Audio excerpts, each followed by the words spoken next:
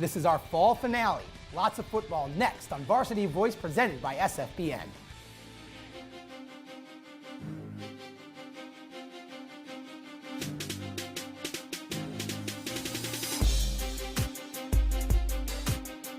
Catholic League and the team that everybody's talking about. One final thought. Let's get a big, bold prediction.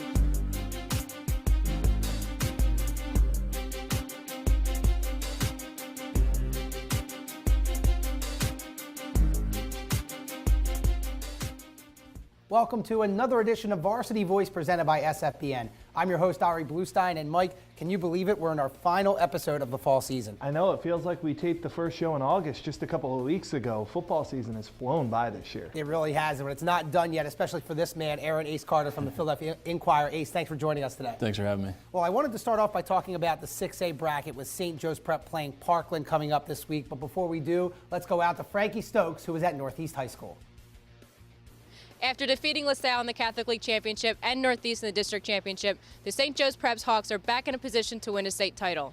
With senior DeAndre Swift back and healthy and running at full speed, and junior quarterback Marquez McCray firing on all cylinders, the Hawks are back looking to win their third state title in 4 years. They'll take on Parkland High School, winners of District 11 out of Allentown. Last season, after LaSalle upset St. Joe's for the PCL title, Parkland defeated the Explorers 16-13. After defeating District 1 champ Upper Dublin in the state semis, the Trojans lost to Pittsburgh Central Catholic in the title game.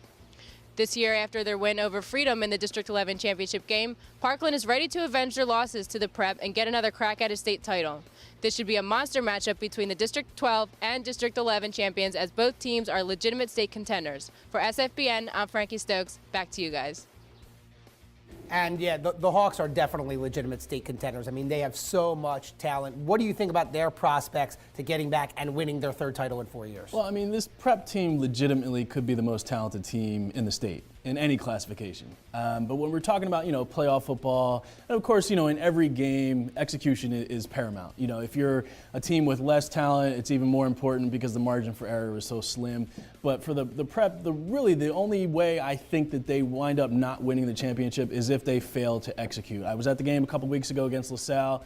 Some mishaps in the special teams arena. If you come up with costly penalties at wrong times, turnovers at bad times, that's the type of thing that could cost you a game. But this team is so talented that it's not going to come down to talent. It's going to come down to execution. And Parkland has one shot to win this game. They have to control the line of scrimmage offensively and defensively, which is not easy to do against Prep, which has a stacked line on both sides of the football. But that's what they have to do. They have to control the line of scrimmage. They have to get after DeAndre Swift and hit him early. They have to force Marquez McCray into some hurried decisions. That's their only chance. If they can't control the line of scrimmage, Prep's going to be able to do whatever they want. And Parkland, we mentioned, they played them a couple times in the state tournament, 2013, 2014, nearly beat them in 2014. What do you think about this game in particular? Do you think Parkland has a chance to beat the Hawks in this one? I mean, yeah, I give everyone a puncher's chance. We're talking high school football here, and, anything can happen. I think for Parkland, it's a different team this year than years past. Still strong in the running game. But I think that, if they want to, same recipe against St. Joe's Prep that everybody needs, keep the score low early and then make a play down late in the game, hopefully bottle up DeAndre Swift. But it's a tall task because even a guy like Swift, they're so dangerous and versatile offensively that he could be relatively held in check and the Prep could still beat you by 2 touchdowns. Yeah, they really do have a lot of weapons, as does Archbishop Wood, who is playing at the 5A level. Now, they just crushed Simon Gratz in that district championship game. Can anybody in 5A hang with Archbishop Wood this year? I don't think so. The one question that we had was Jack Collier, and was he going to be able to get the football on the outside to Webb? Well, that question's been answered. He can. He's done it with flying colors. This team is so stacked. I mean, you look at their win, they won 61-18, hung 61 points. Such an impressive win. Collier slinging the ball all over the yard. I don't see much of any hope for anyone in 5A. Well, now you take a look. I know you got to see the Springfield-Delco game. They advanced to the District 1 championship. Should that matchup happen with Wood and Springfield-Delco in the next round, do you give the Cougars a chance against the Vikings? Absolutely. The Cougars have a really good offensive attack. Joe Kennedy is their wide receiver, had 10 catches of the 11 completions for Springfield Delco last week. So he's a top flight wide receiver. And I give them a chance. You know, their defense is tough also, but I think with this Archbishop Wood team, Mike alluded to it already a little bit, Jack Collier really showed me something last week. You know, some of the passes were screen passes that went for big yardage, but he did hit Mark Webb deep the first play of the game. He also hit Speedy Blackshear for a touchdown late on a corner route. So I think Archbishop Wood, they're starting to fire on all cylinders. The one thing I will say, though, Ari, is District 1 5A was so weak this year. I mean, they had 8 teams under 500 make it to the district playoffs. Has Springfield Delco been pushed yet? Have they faced a team like Archbishop Wood? Are there even any teams like Archbishop Wood? How do you prepare for that? But I don't know if they've faced a team with that firepower and if they're going to know how to react. Well, they play Academy Park this week in the District 1 Championship. Certainly that's a big test. And whoever comes out of that game, I think potentially could give Wood a run for their money. But you're right, the Vikings are just so talented. Collier's really looking good. And Wood got off to a tough start this year, but I think they're really playing well at the right time. And speaking of playing well, Imhotep has just crushed teams all year. And they're at the 4A level. Again, just like 5A, I don't know if anybody could contend with Imhotep. They crushed an undefeated Cardinal O'Hara team in the district championship. How about Imhotep? Imhotep is unbelievable. They just keep reloading. And the thing that I like about this team as well is they have head coach Mark Schmidt. He's been to Hershey. He's won in Hershey when he was the head coach at Neshaminy. So not only, you know, they have a little bit of inexperience, some players back from last year, but not a ton of the, you know, upper level guys. But what they do have is a coach who knows how to win this time of year. And the Panthers, I know that's a team that you obviously cover a lot. How does this team maybe compare to the prior year's team that won the state championship? You know, it's interesting. It's a good point, Ari. It's interesting because this team probably has less Division I talent than last year's team, but I think this team, you know, they're still really dangerous and versatile. You know, you look in their backfield, not really a guy, I don't think they have a guy who's over 600 yards rushing on the season, but yet they still pummel teams, and they can just throw guy after guy after guy at you. And, you know, a lot of speed, athleticism, which is what, you know, everyone always talks about Imhotep, but a lot of high IQ football guys. They're in the film room, they're watching the tape, and you're not really gonna surprise this defense with a whole lot. They've only given up, I think, about 35, 34 points all season long. Yeah, you know, I would have loved to see the Imhotep Wood matchup in the district championship. Didn't get that this year, but both of them have a shot at the state title, as does the Prep and as does Del Val. Del Val Charter knocks off Conwell Egan to advance. How about the Warriors? That's a huge win for Del Val, who's slowly becoming the school of upsets in Philadelphia. I mean, you look, they beat Newman Goretti in basketball last year, beating Conwell Egan in football this year. Pretty soon, these aren't going to be upsets. Del Val is doing a really good job, and this was supposed to be Egan's year. Egan 5 years ago was pronounced, hey, they're open, they're not going to close, so Jack Techman was able to get some really good football players to come to that school. He built it up. This was supposed to be their year, and here comes Del Val, knocks them off after losing to them 2 weeks ago. Right, that's the interesting thing is they lost to them a couple of weeks ago in the district championship game, and then they get in the state tournament and then beat them 2 weeks later. I know that you followed the Warriors a lot this year. What are their prospects at potentially winning a 3A state title? I think they have a really good chance to win the whole thing, and I think the reason is because of that defense. Their defense has been tough, opportunistic all season long. Shut out Northeast High 12-0 earlier this season, and they're a defense that will turn you over, and they're really aggressive. They'll come after the quarterback. They'll blitz you. Asadik DeJesus is their senior, sort of like their emotional leader on that team. The one thing that causes me pause with Del Val is you know, some turnover issues at the wrong time, some penalties at the wrong time. You know, there's been arguing back and forth on the sidelines amongst themselves at the wrong time. And I think if there's anything that will hold them back, if they can stay away from that, I think they have a great chance to win the whole thing. Well, I know this is the end of our fall season, but certainly not the end for you. As we mentioned, you've got 4 very good teams to cover in the state tournament. Ace Carter, thanks for joining us as always. Thanks for having me. We'll be back with more here on Varsity Voice, presented by SFBN. Hi, I'm Tommy Green, former pitcher for the Philadelphia Phillies. When I was in high school, it was very important to me to show scouts what I could do. My friends at Payroll Service Solutions are huge supporters of high school sports and the Sports Fan Base Network.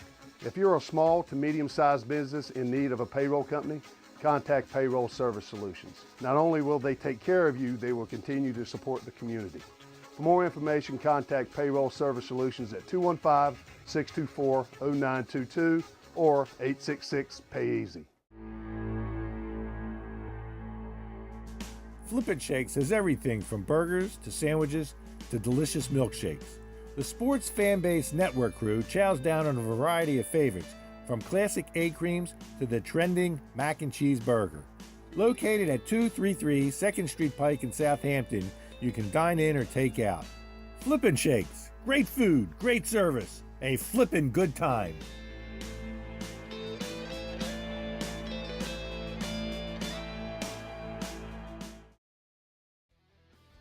Hi everybody and welcome back to Varsity Voice, being flanked again this week by the District 1 Dream Team of Drew Markol and Jen Wielgus from Calkins Media. Guys, so great to have you with us. We have a District 1 championship game set, and it's not what we expected at all. North Penn and Garnet Valley. Let's toss it out to Charlotte Reese over at Crawford Stadium, who has a preview.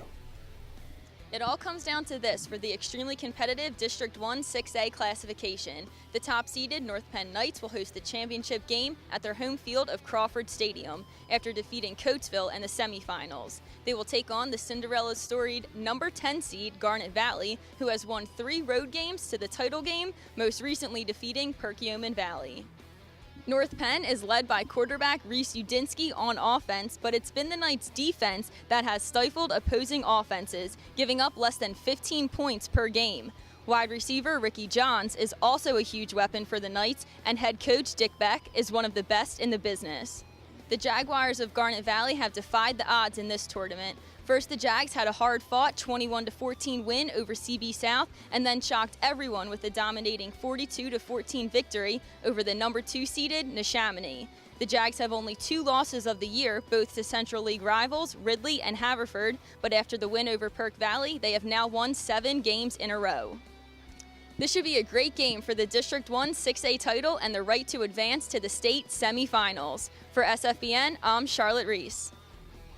Thank you very much, Charlotte. And Drew, Garnet Valley does it again. They make us look bad. They make us look like we don't know what they're talking about, and they come out and crush Perk Valley. That's not hard to do. No, exactly. Yeah, Mike, I go through life looking bad, and so this is not news to me. But as Charlotte alluded to, a number 10 seed.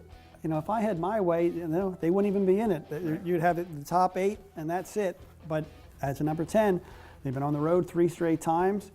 Their closest game against CB South in week 1, they needed 2 touchdowns in the last 4 minutes, including one with 11 seconds to go, to come back and beat South in a game that looked like it looked like, as much as the 14-7 game could look like it was over. Right. It looked like that one was over. And boy, did that get them going, because they've scored 80-some points in the last 2 games. Against unbeaten Neshaminy, and then against unbeaten Perk Valley, 2 of the 3 unbeatens in the whole tournament, and they hammer both of them. That's a credit really to coaching and to scheme.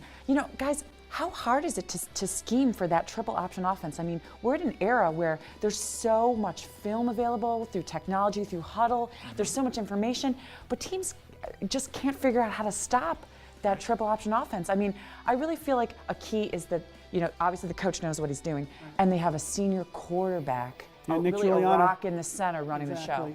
Which is enormous. And also their numbers, Charlotte showed a photo of the Garnet Valley, team photo. I mean, think about it. 600 kids in the school, and looks like half of them are playing football. Right. And that doesn't happen. They've got a tradition there. Kids really want to play football. They do, and just a couple years ago they were throwing the ball all over the place, and now they've gone to this triple option, and we keep saying, one-dimensional, and I keep saying it. Right. And, Yeah, what's this week? Yeah, exactly. There you go. Is this the start of teams bringing back the option? I hope not. I don't think so. I hope not. There's too many spreads offenses out there, but maybe it's just me who's one-dimensional. Like, I don't know. But I give them credit that they're taking an old-time offense and beating everybody up with it. Well, Jen, I think that's the most important thing. We talk about, should it be 8 teams, should it be 16 teams? But there's no doubting the resume of this Garnet Valley team. Taking out Perk Valley, taking out Neshaminy and CB South, they belong where they're at right now. Absolutely, and I think, we've done nothing but give them bulletin board material. Right. Because nobody has expected them to do squat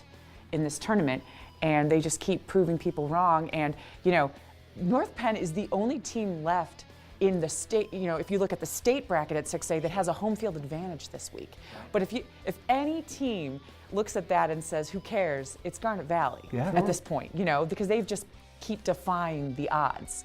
But unfortunately, that's, if you're going to look at it practically, a very tall task to go and beat, as Coatesville found out last week, a tall task to beat. Exactly. But, this is their 5th game in 6 weeks on the road, and it obviously it's not bothering them, but when you play a Dick Beck team at North Penn, he'll take away your biggest weapon. Right. And you have to have that plan B, and if you don't, you're in trouble. And again, Charlotte talked about in her piece, that North Penn defense, they haven't had to play a full game.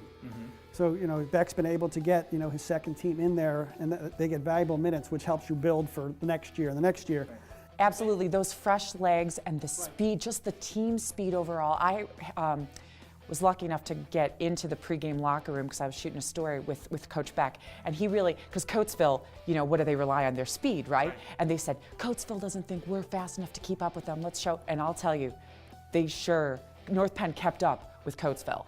North Penn, they have the speed, especially on the outside, on the edges. And that's key to stopping that option. Yeah, that defense playing a whole game, they look just really, really good. Well, I asked you this question this week. I'll ask you guys again this question this week. If Garnet Valley wins, how does it happen? What does it look like? North Penn commits more penalties than they did the last 2 weeks. They've been shooting themselves in the foot a lot of injuries. I don't know. I would think they would. It's so hard. It's so hard to score on them. I mean, Coastal puts up 25, but a lot of that was at the end in kind of the garbage. If North Penn fumbles a bunch of times, that might do it. But just look at last week. 2 weeks ago. Well, we'll go back 2 weeks ago against Springford. It was the passing game. Last week, they were able to run on Coatesville. They can come at you on offense so many ways. The defense is stingy. They're not out of it because they can score quickly. If the problem, I think, for Garnet Valley is if North Penn gets ahead and you run that option offense, it's hard to come back. Right. Garnet Valley's going to have to play a perfect game, and North Penn's going to have to really stumble somewhere along the line. We were talking about that at the Coatesville game on the sideline. To beat North Penn, you need to be pretty much perfect in everything. Right. And that's hard to do. Well, here you go, Garnet Valley. We've given you even more bulletin board material. Right. Everybody stay tuned. Varsity Boys continues after this. Thanks to Drew and Jen Wielgus. Hi, I'm Marty Bystrom, former pitcher for the Philadelphia Phillies. In my experience in Major League Baseball, I know how important it is for high school athletes to gain exposure. My friends at Payroll Service Solutions are huge supporters of high school sports and the Sports Fan Base Network. If you are a small to medium-sized business in need of a payroll company, contact Payroll Service Solutions. Not only will they take care of you, they will continue to support the community. For more information, contact Payroll Service Solutions at 215-624-0922 or 866-PAY-EASY. Hey, you. Who, me? Yes, you. Do you like pro sports? Yeah. You like college sports? Of course. You like high school sports? I guess. Maybe you just don't know much about them. Hey, voice in the sky. Huh? Where can I go to learn more about Philadelphia area high school athletics? Just watch Varsity Voice every Thursday on TCN and CSN.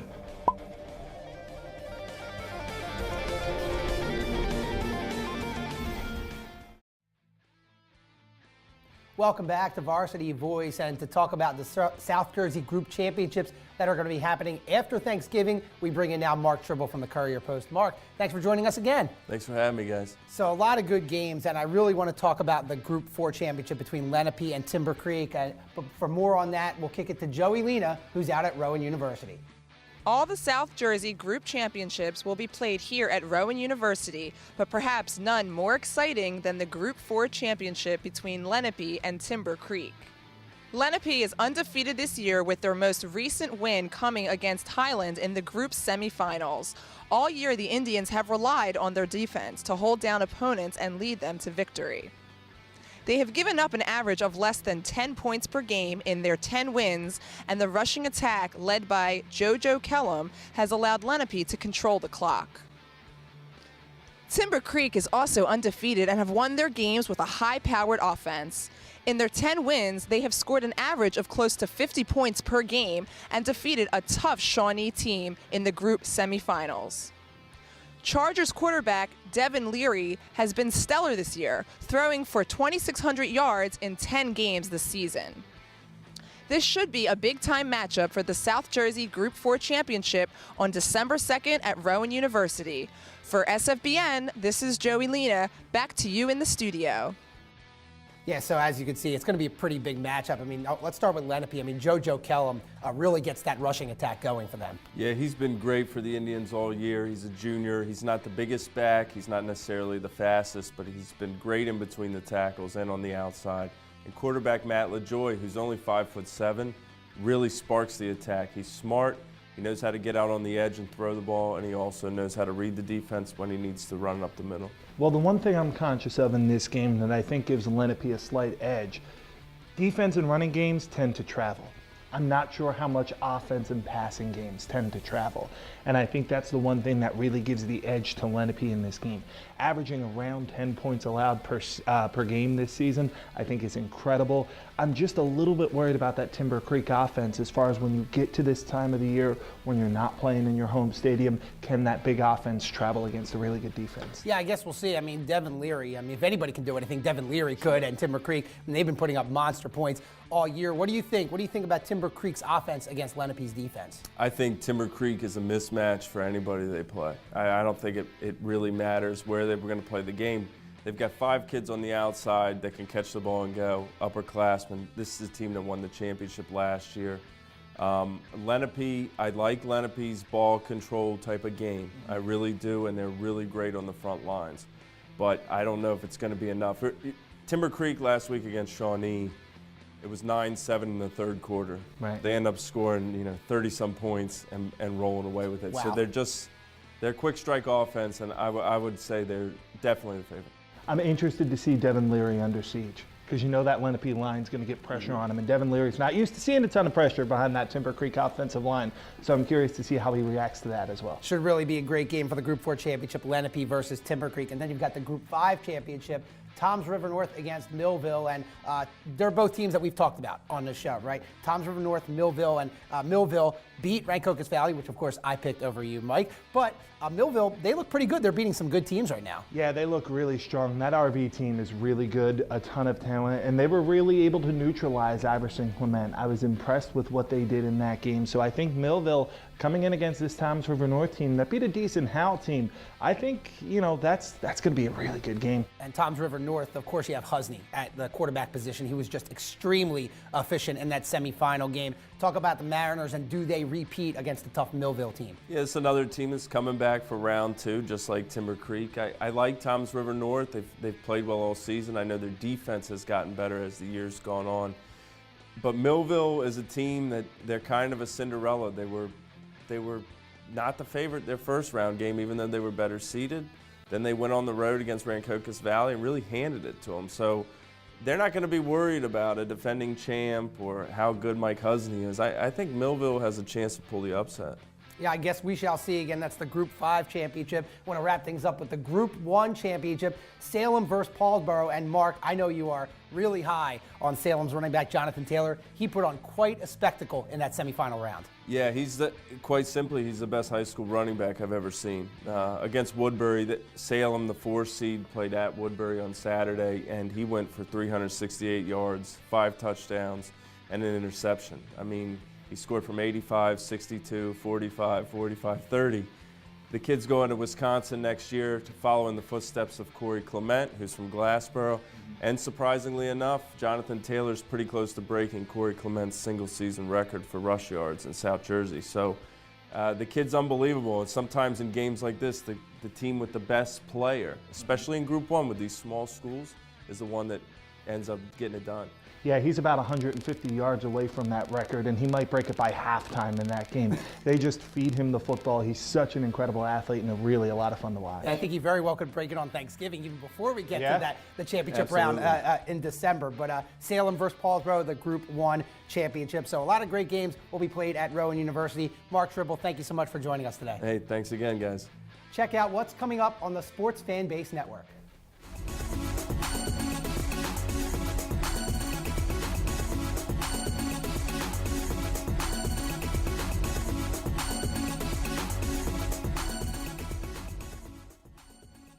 Well, it's time to make our final predictions of our fall season. Let's start in South Jersey. Lenape and Timber Creek for the Group 4 championship. Who you got? Yeah, all that stuff I said earlier about I'm not sure if offense is going to travel. Yeah, I'm going to pick against all of it and take Timber Creek. I'm going to bet on that quarterback, Devin Leary. He could play. I agree. I'm going with Timber Creek as well. I think Lenape did a good job getting to this point, but I just think the Leary and the Chargers offense is way too much. I think Timber Creek gets the win. Okay, let's go in the city. We're going to state playoffs now at the 6A level. St. Joe's Prep against Parkland. I really like St. Joe's Prep in this game. I said Parkland, I think the only chance they have to win is to control the line of scrimmage. I don't think they can do that. I think DeAndre Swift has a big day and a victory for St. Joe's. Yeah, I think the Prep's just way too talented here. Parkland should give them a decent game, but in the end, I think talent wins, and I think the Hawks advance on to the state semifinals. Okay, District 1 championship. The number 1 seeded North Penn Knights against the number 10 seeded Garnet Valley Jaguars. I've picked against the Jaguars every single game in this tournament. I'm going to pick against them again. I'm going to go with North Penn. I think Ricky Johns and Reese Udinsky are just too much, so I'd like to congratulate Garnet Valley on the District 1 championship. You ready for this? Garnet Valley. I'm the only one to pick them now. Somebody's got to pick them. I'm going with the Jaguars for the super upset. Just for fun. Garnet Valley, good luck to you guys. It's going to be a tough task, but I'm going with the Jags. Hey, I've picked against them every round, like I said. If they could pull it off, that would be incredible. Well, I think I'm going with Garnet Valley. Let's stick with that. I'm going with Garnet Valley. So, Mike, thanks so much for a great fall season. My pleasure. Looking forward to basketball. We'll be back on January 5th with basketball. Check out some of our favorite highlights from football season. The highlight of the week is brought to you by ProVantage Insurance and Financial Services. With over 40 years of experience, ProVantage will work closely with you to find the best coverage for your auto, health, life, homeowners, and business insurance. ProVantage puts clients first, and they'll do what it takes to ensure your future through the proper protection. We welcome the opportunity to add you to our family. 14 on that one for Streeter. McCoy is now back to pass, going deep down the middle. Yes. It's caught by Streeter. He's going to go. It's a touchdown. Coach the Megman looking to throw. He's got a man out there. Diving for touchdown. Good grab there by David. Carry. Swift there. Yes. That might have been a broken play, but McCray makes something out of nothing. He's looking for the pay dirt. Touchdown. Hawks.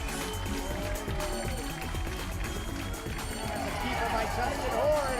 He's off to the races. He's going to go. Touchdown up for Dublin on the first play of the fourth quarter. That is a huge play, Ari. A very effective fake handoff there. I was confused.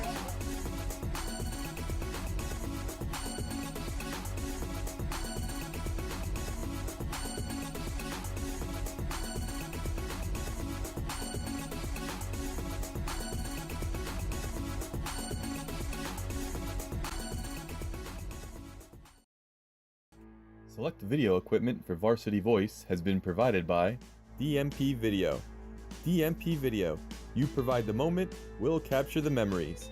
For more information about our videography services, please go to our website at www.dmpvid.com.